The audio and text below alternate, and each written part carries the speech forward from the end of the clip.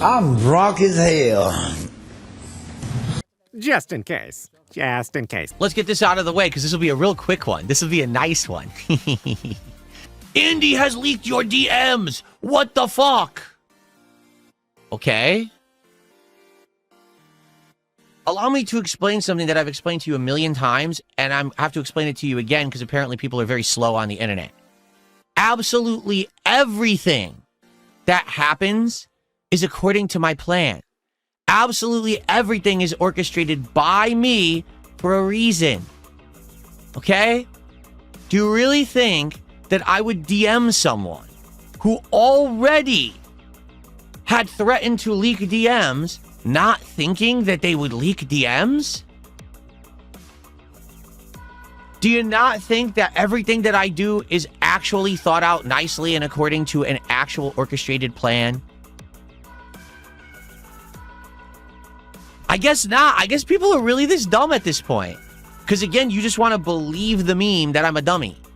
If I were a dummy, would I be right here doing what I'm doing, being successful, allowing this vortex to exist around me that I'm actually now starting to benefit from because people are so fucking stupid? Every single thing that happens is for a reason.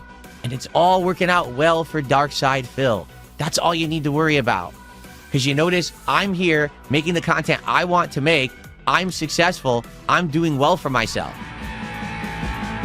So who gives a shit about anyone else in the toxic environment around me? It's all according to plan. Okay?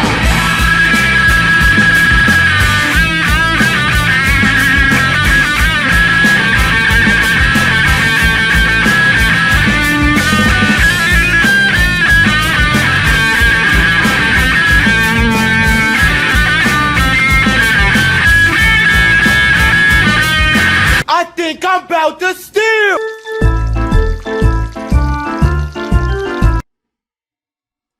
What is going on, everybody? How you doing? Good morning and welcome to the show. It's the DSP Morning Show for Thursday, the 27th of August, 2026. Hello, hello, and welcome to the stream. As a YouTuber and creator who's covered mostly video games for the entirety of my 18-year run, this is the absolute busiest time of year for me. Now, in recent years, it hasn't been as much so. And what I mean by that is, sadly, in recent years, we've had a situation where, yeah, I hate to say it, this busy gaming season hasn't been so great. A lot of the games coming out are just sequels or another installment of something that you've already played that doesn't really innovate.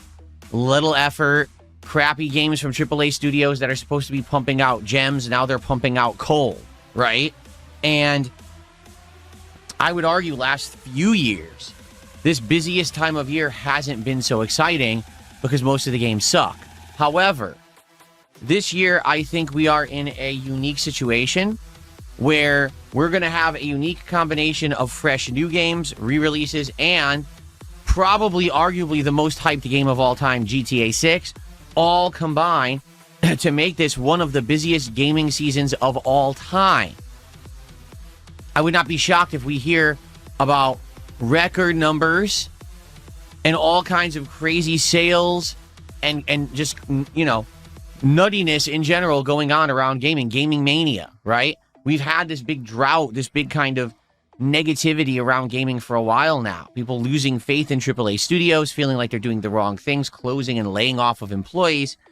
And now I feel like this fall, if some of the games end up being good, I feel like we're in position for a huge change. Now, that's not guaranteed, but again, me looking at the gaming lineup of some of the stuff we're going to be checking out in the next few months, September alone has, I think, around 10 interesting releases that I want to try, balanced with other things. Hopefully, you're going to think that at least some of those are good. And then October and November just get crazier. Like, the further in we get into the end of the year, the crazier things are getting. So, FYI, I'm excited. I hope you are too. Today is the start of all of that. All right? Because today, the Metal Gear Classics Collection, or whatever the hell it's called, Part 2 has released with the featured game being Metal Gear Solid 4, Guns of the Patriots, being available on another platform other than PlayStation 3 for the first time. This game has literally been stuck on PS3 for nearly 20 years. So no one has been able to experience it unless you were around that PS3 era or happened to find a legacy console that still works somewhere. And let's be honest about it, it's frustrating playing it on PS3 with the excessively long load times. So this is going to be interesting. Does it run better on PC than it did on PS3? Did they improve the graphics? How are the loading times? You know, it might actually make it a way more digestible game because it's on a different platform now. Okay, in addition, I get to play it on a good controller. Not to say that the PS3 controller was bad, but I prefer a different style of controller. That's going to be interesting. I'm curious, can you play it at like 4K and what it looks like? First time ever we're experiencing this, so this will be fun. A fun way to start the hardcore gaming season. And then after today, dude, we got so much. We got the Modern Warfare 4 beta. We got Blood of the Dawnwalker. We've got the new Onimusha. All right, and that's all in the next week. There's also the new Resonance game, A Plague Legacy, which no one knows if it's going to be good or not. So we've got all this stuff going on while I'm still balancing all the other stuff like the Dark Souls 2 DLC, finishing up Assassin's Creed Black Flag Resynced, finishing up Final Fantasy VI, and continuing on with other stuff. So wild stuff going on right now, you know, pretty crazy, and I'm excited. You know, I am excited for this time of year. I hope that you all are too. This should be a lot of fun. Okay, so welcome to the busy gaming time of the year. We've officially hit it, even though it's still only August. We've actually hit that time of year where things are going to pick up in speed and excitement for video games. I feel like we've been waiting all year, right? Like ever since maybe early this year with Resident Evil 9 coming out, that was the biggest hype thing. And then after that, it was really slow. Even when you thought, oh, it'd be busy because of, you know, that early June gaming season, nothing came out, right? So finally now, here we go. Should be exciting. All right. So I just wanted to start with that. Good morning to everyone who is here on the morning show. So FYI, yeah, I want to open up the show with more sad news, if you can believe it. 3 days in a row, we have lost someone huge in pop culture, in, you know, just in general, humans' existence, right? Guess what happened now? Peter Cullen, the voice actor who historically has always portrayed the English voice of Optimus Prime, first in the Transformers television series and animated movies, and then in the Michael Bay live-action series, he has passed away. So we had Dolly Parton, then we had Tim Curry, and now Peter Cullen within 3 days. This is not good. We're losing too many, you know, amazing, notable people with talent, and, you know, this is awful. So, very sad. You know, Optimus Prime was a part of my childhood. I grew up watching the Transformers cartoon. The first movie I ever saw in a movie theater was Transformers, the animated movie. I saw it with my dad, and I was absolutely blown away. I didn't understand that they would take the cartoon and add in licensed music, and it would be like 10 times better animation, and there would actually be stakes to the plot because characters would die. I had no clue what I was in for. And Peter Cullen's voice acting was a major part of that experience, you know? And then to hear him come back for the actual Transformers Michael Bay movies was awesome. Not to say that the movies were very good, because they weren't, but just to see him reprise the role all those years later was pretty amazing. So today, nostalgia bait and returning back to the 80s is all the rage, right? Like right now, anything from the 80s, oh, bring it back, bring it back, bring it back. But in this case, this is just something sad because it's not like Optimus Prime ever disappeared. Also, Peter Cullen was the voice of Eeyore from Winnie the Pooh forever. Like, he's always been the voice of Eeyore. So, pretty sad. All right. And sucks to lose another great voice actor on top of all the other people that we're losing this week. So, really sucks. All right. So, yeah, bad and unfortunate. And rest in peace to Peter Cullen. Great voice actor, and he will be missed. You know, Optimus Prime will never be the same without him. Shut the fuck up. You're a fucking cunt. We're gonna chill. By the way, I'm just curious, did YouTube make that change regarding how views are going to be counted? Did it take effect? The reason I ask is because usually when I play Final Fantasy VI, I'll be honest, the views don't do very well. I barely get 300 views a video on the Final Fantasy VI playthrough because it's an old legacy game. It's one of my favorites, but it doesn't have a big audience. For some reason, the videos have like double views overnight. And I was looking at them like, why are there so many views on Final Fantasy VI? Not to say it's a ton, it's not. It's like 500, but I was still like confused, like, why did that happen? So I don't know if YouTube flipped the switch. If you remember, we talked about this last week, that YouTube is changing the way video views are counted. Now, if anyone even clicks on a video, it counts as a view. It used to be, it did not.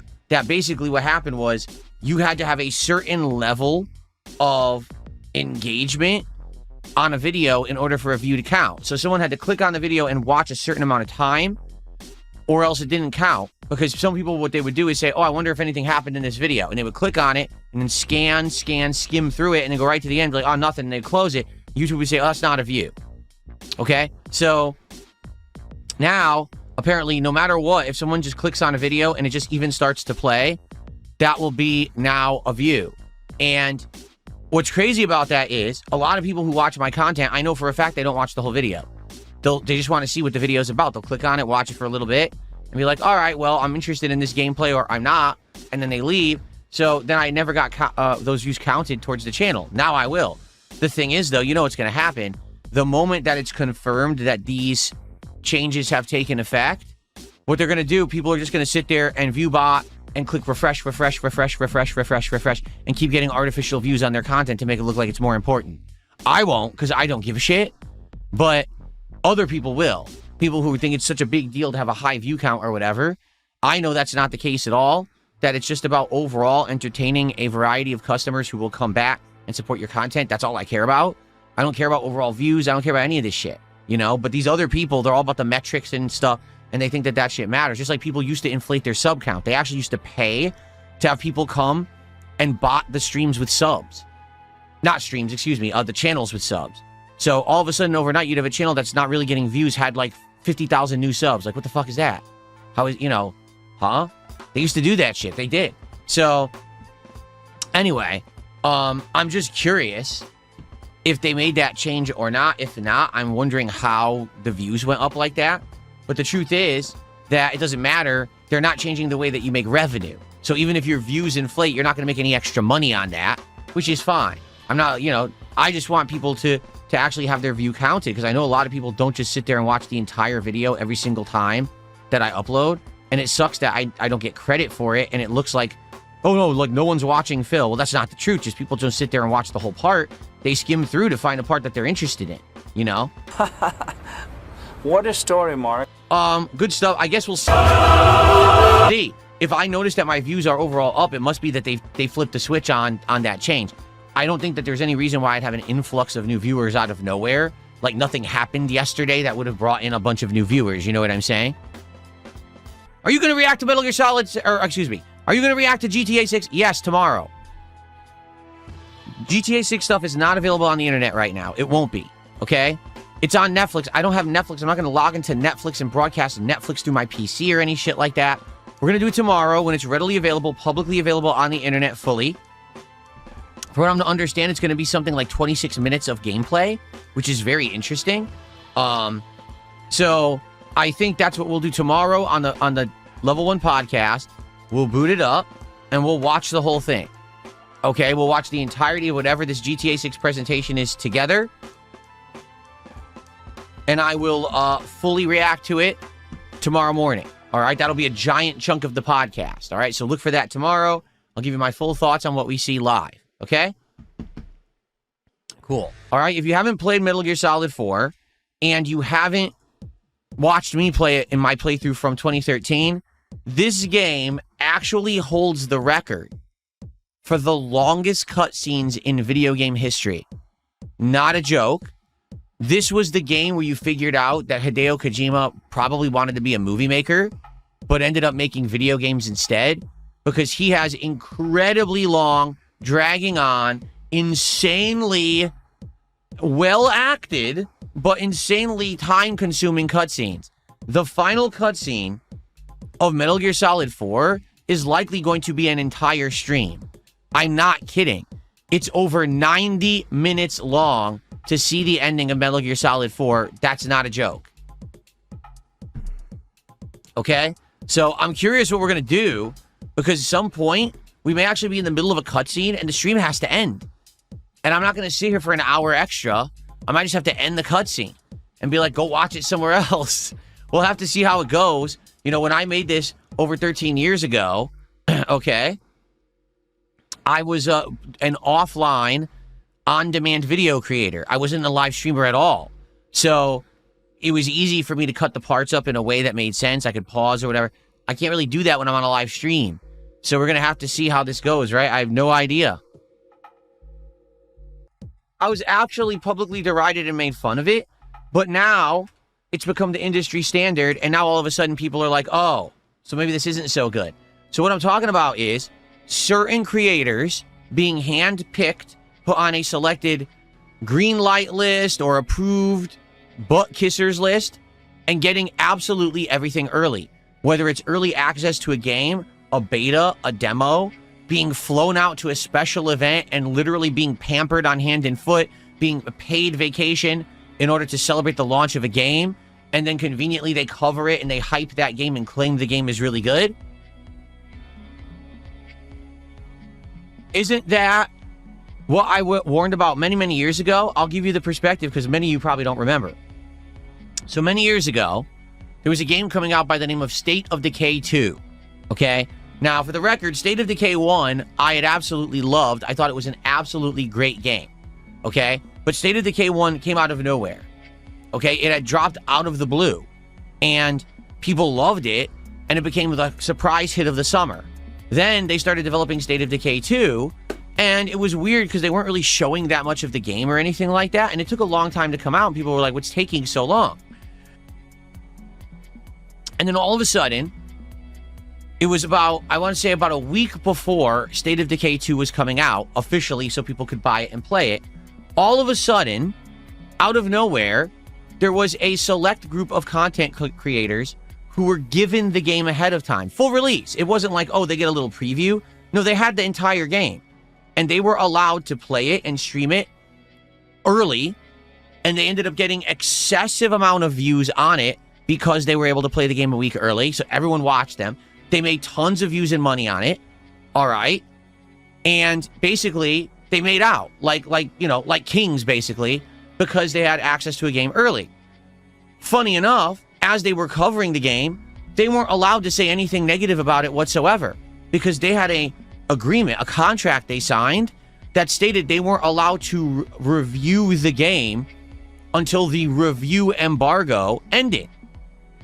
Guess when the review embargo ended? The day before the game came out. So literally they could play it, but they couldn't criticize it. They could literally only sit there and play it and say good things about it, because if they said a negative, that could be considered a review, a violation of the terms of their contract, and they have it terminated. So they literally played the game and kissed its ass nonstop. Okay? This is paid advertisement. This is not content creation. This is not actual valid gameplay or criticism. This is a paid advertisement to shill a product, but it was not presented that way. Okay? It was a misadvertisement. It was basically very deceptive. All right? So it's the week before State of Decay 2 comes out. Someone contacts me. I actually was on a mini vacation in Seattle with my then girlfriend, Kat. At that point, we weren't married yet. Okay? We were in Seattle spending time together. And someone had tweeted me, when it was still Twitter, and said, what do you think about so-and-so? And I specifically remember one of the people. It was like that Golden Gloves TV guy or whatever. Okay? And said, what do you think about him and others getting early access to State of Decay 2? And I went on Twitter and I started doing research and I found out the entire situation. The whole embargo thing, how they weren't being honest about the game and yada yada. And I responded very matter-of-factly. You can go watch those shills do whatever they do because they're making bank doing it. But if you want to watch an honest creator play this game, you can watch me play it on Friday when it actually comes out. I will pay for it myself so you know that I spent money on it. Therefore, when I play the game at release, you'll know it's the real version, not me kissing its butt, and I'll tell you what I honestly think about it. Okay? I just basically walked away because I was in Seattle spending time with my wife. It's like a day later and people are like, Phil, your Twitter has blown up. Are you aware that you pissed off all those creators who got the game early? They're all shitting on you. They're shitting on me for what? For speaking the truth? Yes. And it was Golden Gloves TV and others. They were all like, quote tweeting me, this guy's just sour grapes because he can't get the games early. This guy got left behind. This guy, no one cares about him. He's a loser. That's why he's mad. No, that's not why I was mad. I was mad because you're a bunch of paid fucking shills. You don't make real content. You're a bunch of bought out bitches, and you ruined the game industry by being paid spokespeople rather than gamers. You're phonies. You're fakes. No one should watch your content because it's all staged. That's why I was pissed. I don't give two fucks about getting State of Decay too early. No one cares about that fucking game. Now, incidentally, later that week, State of Decay 2 actually came out. All right? And guess what happened? It sucked. It literally fucking sucked. The game itself was way worse than the original State of Decay. They had removed all of the fun story elements of the game and made it basically an online co-op game. Not to say the original wasn't co-op, because it was. But the basis of the first game being fun and having this interesting story where each character had meaning, and it led to this overarching narrative. They cut all that out, and they just made it online co-op gameplay to survive. That's it. So they removed a critical element that made it fun for a lot of people. The game was terrible. I'm not kidding. It was also full of bugs. It just wasn't a very well-polished game. So here I am playing it, and I'm like, so this is why they're upset, because the game actually fucking sucks. And they don't want people to know that because they got paid to say it's good. So if people find out it sucks, they're going to look like shills. So that's why they're mad at me for saying, watch someone real play it later in the week. They don't want the truth exposed. They want to keep making the bag, kissing butt, lying about games, and making a living doing it. Okay? So this was almost a decade ago. I want to say this was like 2018. Okay? So like 8 years ago this happened. And at the time, I tried to use it as a cautionary tale, stating, hey, guess what? If you allow this to happen, if you keep supporting people who are paid shills, who take the bag, who have that big sponsorship opportunity, who play the game early before you, who get access before you, who think they're more important than you, they're an influencer rather than a gamer, if you keep supporting those people, the industry won't exist anymore. And what I mean by that is you won't have real creators, because the real creators will be pushed to the side, bumped down in the algorithm, and impossible to find. Instead, what will happen, you'll only see paid shills. Okay? That's it. Like, literally, that's it. That's all you will see. So, that's lame. And I don't want the entire content creation, industry of gamers to become, oh, I only watch 5 people who are shills, right? And it's funny, because even in other, places that used to be grassroots, like the fighting game community, even now they have figureheads that are paid shills. Everyone complains about Justin Wong literally taking every single possible sponsorship opportunity because he just wants to make the bag for him and his family. Now, it's respectable that his family's doing well because he takes the bag, but when he's shilling Saudi hotels and shit, yeah, you probably get a little skeptical about the guy's motives and if he's really being truthful or not in the shit that he says, right? So, this is what's going to happen. As soon as people started taking that bag 8 years ago and realizing if we just say good things about games and lie, we'll be on that selected, approved list of people who get every opportunity. All right? Because let's be honest, who the fuck were these people before they started doing that? Right? Who were they? It wasn't until they started kissing butt. They started saying yes to everything. They started being positive every waking moment that all of a sudden now they're notable. Why? Because they got the early access? They got paid for it, stupid. They're not being truthful, but this is the problem. No one cares. Everyone is gullible, ignorant, shill, and just accept, keep watching their content. If you keep watching the content of shills, all you will get moving forward is shills. Dishonesty, lies, bullshit is what will become the norm because you're too stupid to realize you're watching a paid advertisement rather than a real gamer who cares about what they're saying to you. Okay? That's just the God's honest truth. It's like I've said over the years, if you support it, it will never improve. All right? If you keep buying Pokemon games, despite the fact they run like shit on the Switch, they'll keep making shit Pokemon games on the Switch. Sorry, that's just going to happen. If you keep playing games that are games as a service, microtransaction games like GTA Online, it's going to be another 15 years till we get GTA 7, because why on earth would Rockstar care about making it when they're making money hand over foot on the games as a service game? Your money, views, and attention dictate where industries go. So if you want legit creators, watch legit creators and boycott the shills, because they're only there to make a buck and they don't give a shit if they're telling you anything truthful. All they care about is how tightly wadded their pockets are with money. Okay? So 8 years ago, that was the case, and I got dragged over the fucking coals for it. Here we are 8 years later. The problem is way, way, way worse because people didn't listen. Now, even early betas, I mean, Persona 4 Remake comes out, what, February? Why do creators have it in August? Because they're shills. That's it. It's the only reason. The approved selected creators were graced with the access to play it early. So now they get early views, they make early money, they get early hype on their content, and they benefit. And then, of course, they're just going to say positive things about the fucking game. And you're supposed to believe that that's legit. It's not. It's advertisement. They don't respect you. They just want your money. Sorry, but that's just the case. I know, because people were like, well, oh, he mentioned Justin Wong. I like Justin Wong. I think Justin Wong is a good person. I'm going to say that up front. I think he's a good person. I think he's a great video game player, fighting game player, and I think that he's a great family man. I understand why he takes the bag, but that doesn't mean I have to actually approve of it or like it. I have the right to speak my opinion on it and criticize it, okay? Fair enough? So, no, I don't detest the people who take the bag, but I see the industry going in a very negative way if people keep accepting it and watching that crap. It's garbage. Friday Night Fights play more obscure fighting games and do arcade ladders, something like Classic Killer Instinct, which you can get on Xbox Game Pass.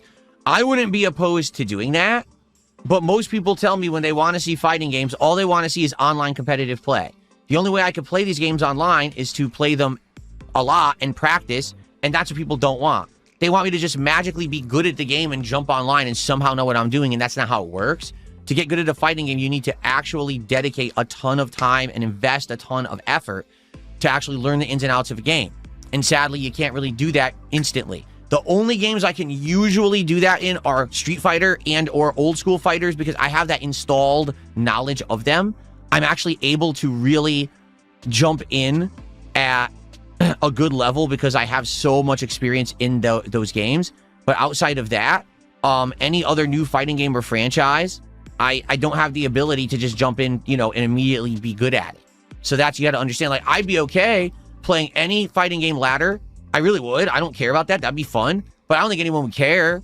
Like, I used to do that all the time. I used to play all the SNK fighters. I never really played those competitively, but I love playing against the computer and going through the story and ladder, fight the super boss at the end, because infamously, SNK bosses are crazy super bosses. But what do you guys think? Would you like that for Friday Night Fights rather than online gameplay to do like offline content of fighting games? I would be absolutely happy to do that.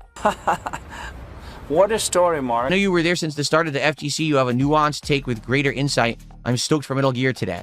So the thing is, from what I'm to understand with 2XKO, it's a really complex thing because apparently that game, for those who don't know, 2XKO is the fighting game made by Riot Games, the makers of League of Legends. It's a League of Legends fighting game where the characters from League of Legends are now in a different genre of game. That game was in development for nearly 10 years and went through many, many different iterations. Apparently, it started off that it was just going to be a 1v1 classic fighting game. Then they decided they wanted to make it like a 2v2. Then they kept changing the formula again. They kept listening to input from the fighting game community, but they basically never nailed it down to exactly what they wanted it to be. So because it kept changing and evolving, it never came out. It just kept changing and evolving, kept changing and evolving.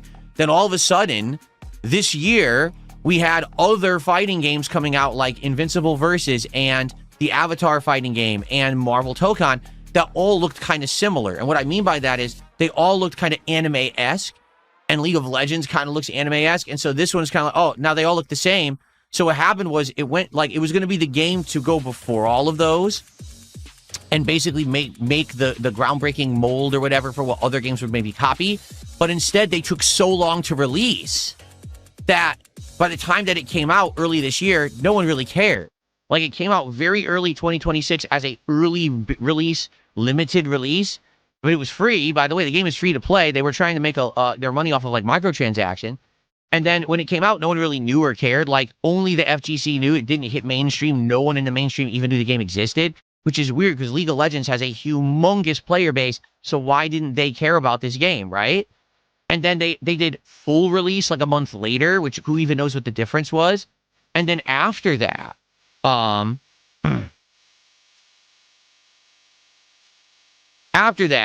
basically, it just kind of faded away. Like, the FGC did play it, and apparently it did good at EVO. Like, at EVO, there was, like, some event where there was, like, a singles, but then there was, like, a team version. Because I guess the game could be played both as singles and team, like, two people playing together on a team, which is an interesting, innovative concept. But apparently the game basically has just never got traction. It never got the attention of other fighters. It never really was doing big in the tournament scene. It certainly wasn't making Riot Games any money. And so after 10 years of development and endless amounts of money invested, millions upon millions of dollars invested in the game, they just announced the game's done. No more development. It's over. As of the end of this year, the game will have no updates. It's just going to be as is. It's done. No more. And everyone's getting basically laid off who kind of worked on the team. They're going to be pushed to other projects or laid off entirely. Okay? So that's a sad story, right? Now, from what I'm to understand, the game devs working on it have reacted very negatively. And some of them even came out and did like interviews and articles saying things like, you know, so we worked on this for a decade and we planned on it that it was going to be a big project for us and we treated it like that. And therefore, because we knew we had funding from Riot, we were basically taking our time to do it. Basically, the way that they said it, and who knows if this is what they intended. It almost sounds like the story is they knew because they were funded by a giant company, not some little indie studio. They had time to do whatever they wanted and they could kind of dick around and take their time and do as much as they wanted.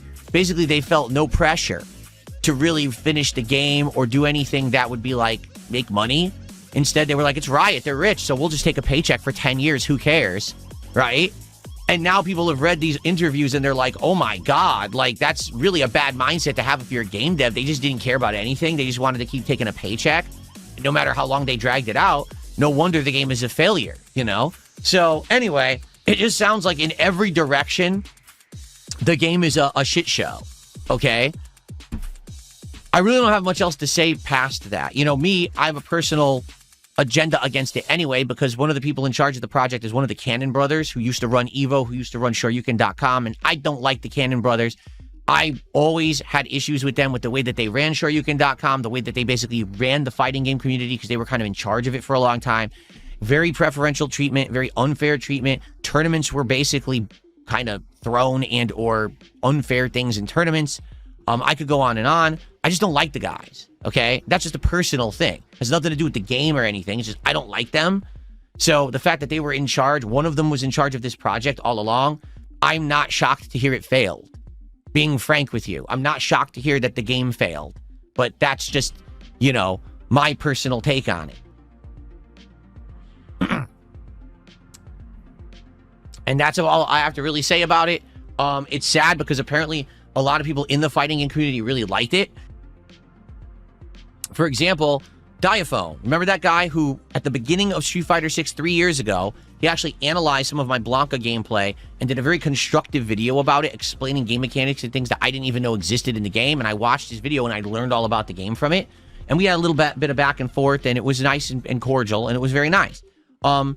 He said outright to his audience, so I became a full-time creator earlier this year. He quit his job because he had an offline job. He quit it to become a full-time creator with the intention that he was going to play 2XKO, like that was his thing. That's what he wanted to do. And now that it's dead, that dream is dead. And it sucks because it's like his favorite game right now. But luckily for him, he adapted other content. He continued to play Guilty Gear. He continued to play other games. And so he's doing fine. Like, his content is doing well. It's just lucky for him that he was doing other things and didn't go all eggs in one basket with 2XKO. Because if he did, he might be assed out right now. You know? So I wish that guy good luck. I wish him the best because he's a really nice guy. But yeah, it sucks. I mean, the whole situation just sounded like it was poorly run to begin with. But again, if a Cannon Brother's in charge, I'm not shocked. Okay. What a story, Mark. I hope you didn't quit Sunshine because of Casino. What? I quit Super Mario Sunshine for 2 reasons. Number one, coming back to it after 8 years, I'm having absolutely no enjoyment with it again the second time. I'm having just as much frustration as the first time I played it. I hate it. I think it's the most unpolished, unfun Mario game ever made, and it's just a chore. Now, why would I torture myself and play it a second time? Well, the only reason that I would do that is because you guys want it and you're going to support it. Which leads me to point number 2. People weren't supporting it. I was being tortured live on stream by a fucking terrible, unpolished game. I was driving me nuts, and it was a slow stream. Fuck that game. If it can't even motivate people to support the stream for my own torture, then it's not good enough to be played a second time. That's why I dropped it, period. Either I'm enjoying a game and I'll play it, or if I'm being tortured, if you guys support the torture, I'll keep playing it. Neither of those things happened. The playthrough is over. You're saying, quit it because of the casino. I have no idea what you're talking about. No exaggeration. What the hell does it have to do with the casino? I have no idea. What, are you saying they made fun of me for sucking at the game?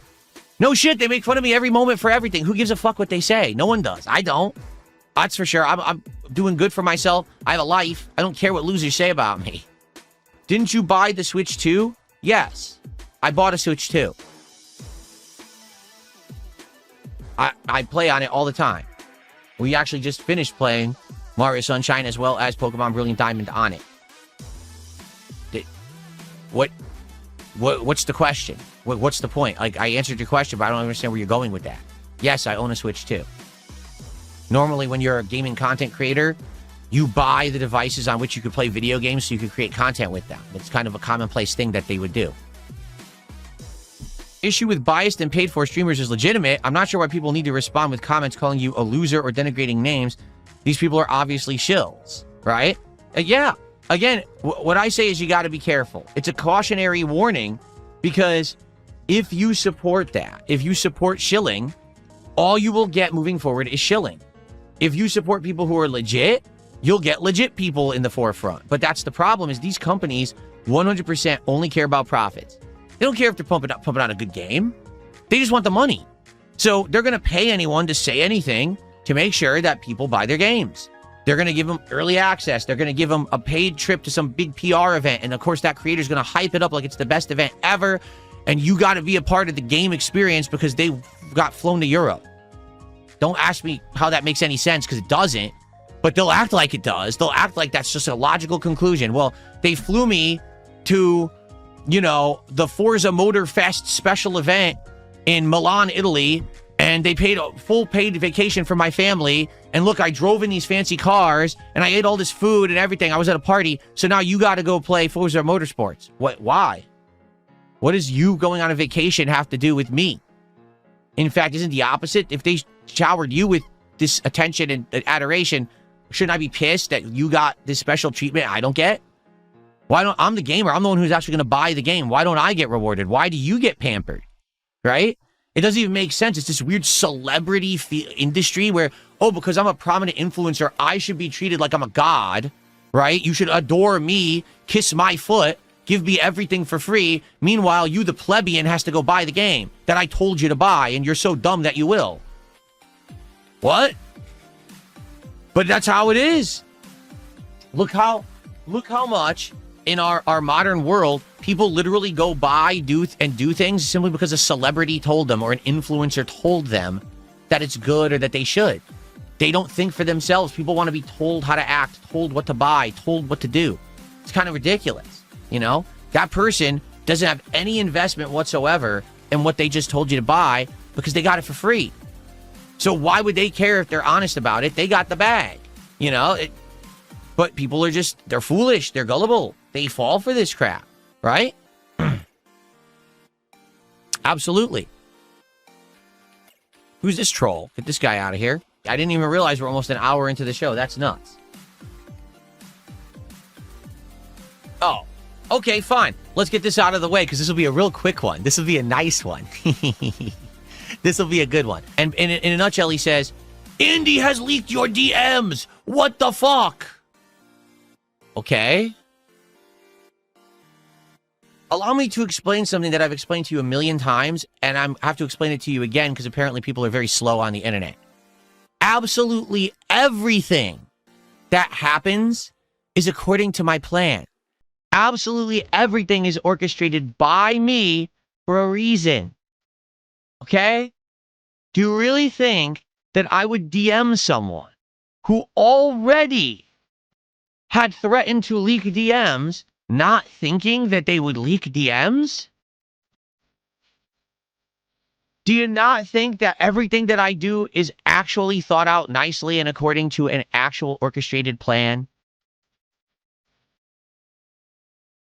I guess not. I guess people are really this dumb at this point. Because again, you just want to believe the meme that I'm a dummy.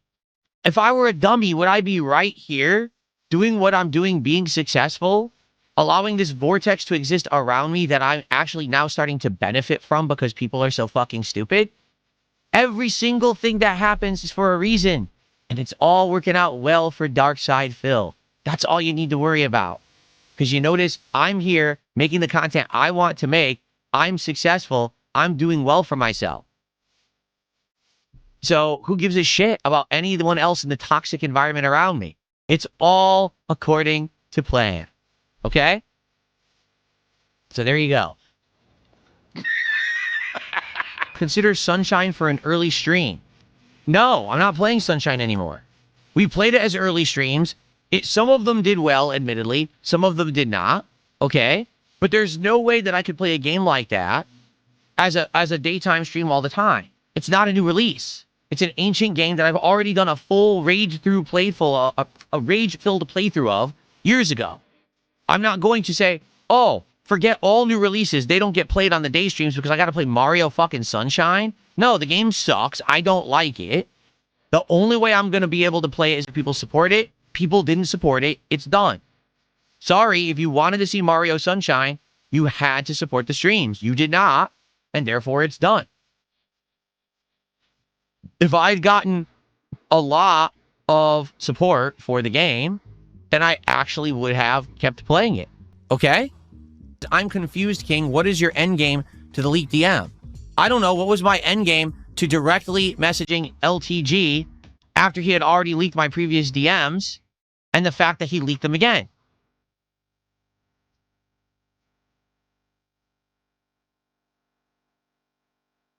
Do you not understand? I guess you don't. People just don't get it. So if you don't get it, then I'm just not even going to bother.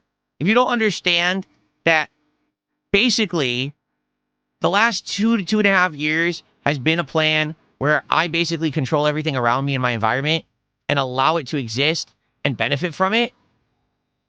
Take a look at what's happened in the last 2.5 years when I stopped just minding my own business and I started getting involved with other stuff. Take a look, just go back 2.5 years to the videos and watch today versus then. Okay? The quality, what I'm doing, what I can afford, the attention I'm getting, the support I'm getting. How do you not understand it? I mean, seriously, how do you not get it? And I understand because there's some people who are like, well, why does he dabble in drama? Because sometimes you have to. Sometimes you have to go outside of your comfort zone. You have to put your toe into the lake, right? But then you don't get sucked in. You don't get taken away by the rapid, right? You don't let the current pull you in and then you're stuck in there forever. But if people want to fuck with you, all right, say, all right, fine. You can have it your way and you can fuck with me. But every once in a while, I'm going to get some benefit from it. And that's exactly what has happened thanks to my action in the last 2.5 years. And things have gotten exponentially better for me around here. and I deserve it. So, here, right? Here's to much more. But you notice, I don't get pulled in, I don't get dragged in, I don't get controlled by it. I just get to do my own thing and have a great life. And all these fucking losers around me keep swirling in their toxic vortex of shit, living miserable ones. Fuck them. I'm happy. That's all that matters. No, I'm not fighting Andy in Tekken. There's no point. I don't play Tekken. And if I practice for 5 minutes, I would wipe the floor with him, and there's no challenge to it, and I benefit nothing from it. Who cares? Can we bring Sunshine back as a day stream? No. Hefty morning show. It's been an hour. Oh, wait. No. We're getting ahead of ourselves. All right. We actually have to figure out what TCG we're doing today. Okay? So to get everyone caught up, yesterday, we opened 2 packs of One Piece on the first stream, and we opened 4 packs of Disney Lorcana Attack of the Vine and the Shiny Treasure EX on the late stream. Obviously, I don't want to keep doing that every stream. I don't want to do the same thing every day. So I think what we should do... Ball nigga, ball nigga, ball nigga, ball. Let's see. I think on this stream, okay, what we open should just be 2 options. Not a lot of people donated for Sunshine at all. What are you talking about? Like, take a look here. This person said, screw Mario, and did not ask for it. They wanted me to not play it. In fact, scrolling all the way down, not a single person contributed asking for Sunshine. A lot of people in chat talked about it. No one contributed asking for it. Hence, it's reinforcing my point. My point is, people want to see it because they want to see me be tortured, but then they're not willing to support the torture. Well, I'm not in the business of actually hurting myself unless I benefit from it. I don't like the game. I've already played it once fully years ago, and if you want to see the torturous original run, it's live right now on the channel. You can watch it, okay? If you want to see me newfoundly torture myself, you need to support that run. People were not doing that. In fact, it was the opposite. People were being toxic on the stream and then not supporting at all, despite the fact I made it incredibly clear that I needed to get support to keep playing, and they didn't listen. So, fuck them. If you want to see me be tortured, tough shit. Go watch the old playthrough. You don't get a new one because you're stingy bastards who didn't want to support my content, so you get nothing. Now I'll play stuff that I actually want to play. Ha! Neener, neener, neener. Boo! Because I'm the streamer and you're not. But in this case, there was absolutely no scenario where I was going to be able to play Super Mario Sunshine as the day stream all the time. It was eventually going to be a night stream no matter what. So we played as much as I could. I think it was around 6+ hours of day streams. And then it had to become a night stream. And the moment it became a night stream, support completely dwindled and dried up. And I'm like, well, what the hell? So, yeah, that's it. And I'm not going to torture myself for a game that I've already beaten. It's not even like, oh, you never really saw the whole game. You didn't give it a fair chance. I've already beaten the whole game. I have a full-on playthrough of it from years ago where I tortured myself doing all this shit. I don't want to do it again unless there's a reward for it, and there is none. People don't, we're going crazy for it, so sorry. That's that. Do you live life as Liquid Easy, Solid Normal, or Big Boss Hard? You gotta love the titles that they give these difficulties. Big Boss Hard. I need banana, tasty banana. Put banana in my mouth, squeeze